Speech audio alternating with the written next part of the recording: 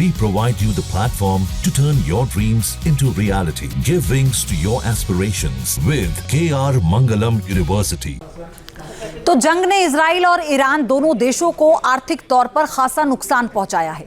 Israel को इतिहास में कभी भी इतना बड़ा नुकसान नहीं हुआ जितना ईरानी मिसाइलों से उसे 12 दिनों की जंग के दौरान हुआ। न्यूज नेशन की टीम इजराइल की राजधानी तेल अवीव पहुंची और वहां ईरान के हमले से हुए नुकसान का जायजा भी लिया।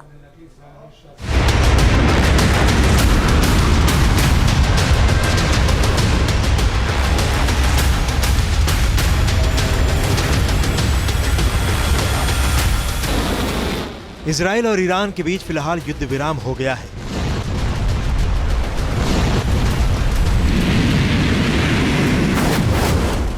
लेकिन 12 दिन तक चली जंग में इजराइल को भी खासा नुकसान झेलना पड़ा है। ईरान की घातक मिसाइलों ने तेल अवीव को खंडहर बना दिया।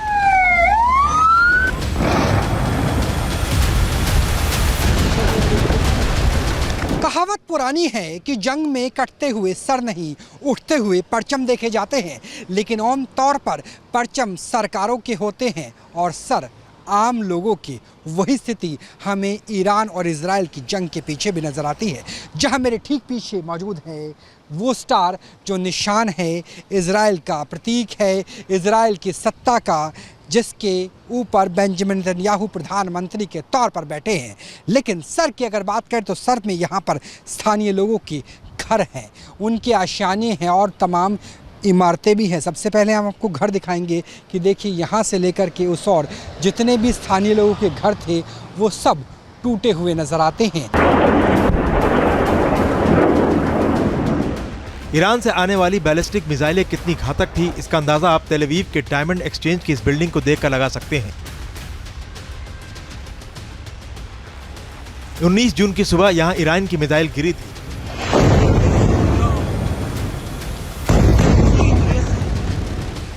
बिल्डिंग में मौजूद करीब 1000 ऑफिस के चमकते शीशे अब चकनाचूर हो चुके हैं।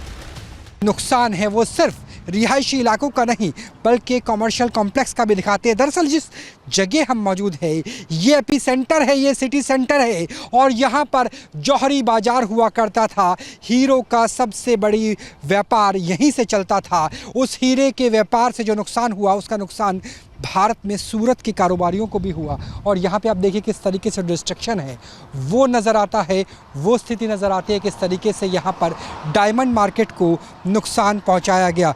तेल अवीव में तबाही के निशान अब भी मौजूद हैं।